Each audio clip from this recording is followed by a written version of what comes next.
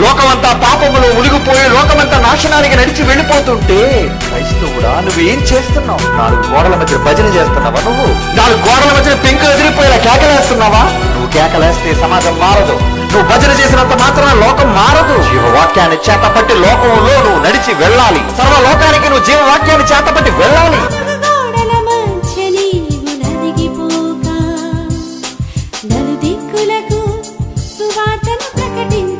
ఎందుకు వెళ్ళాలో తెలుసా?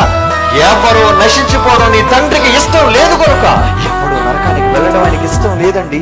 ఎవరు పాతాళంలో ఏడటం ఆయనకి ఇష్టం లేదండి. ఎవరు భయంకరమైన జ్వాలల్లో దహించుకుపోవటం నీ కన్న తండ్రికి ఇష్టం లేదండి. పాపమే చేస్తున్నా చూస్తూ శిక్షించకుండా ఉన్నాడు. మారాలని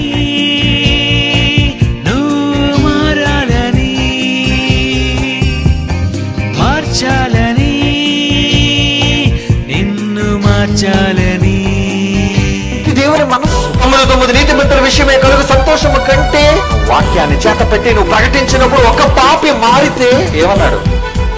పరలోకమందు అధిక సంతోషం. పాపి మారిన నాడు సంతోషం. పాపి మారాలి అంటే నువ్వేం చేయాలి? గుడిలో కూర్చొని ఏడిస్తే పాపి మారుతాడా? గుడిలో కూర్చొని ఏడ్చినంత మాత్రాన పాపి మారడు. ఒక పాపిలోని మార్పు కలగాలి అంటే జీవవాక్యాలను ప్రకటించాలి. ప్రకటించేవాడు లేకుండా వారు ఎట్లు విందురు అంటున్నాడు. వినుట వల్ల విశ్వాసము కలుగును, వినుట క్రీస్తు కూర్చొని మాట వలన కలుగును అంటున్నాడు రోమా 10:17. వాక్యాన్ని ప్రకటించారు. నీవు గుడిలోనికి వెళ్ళి ఏడుస్తావా? ఎవరికి అర్థమైందండి ప్రపంచంలో దేవుని మనస్సు?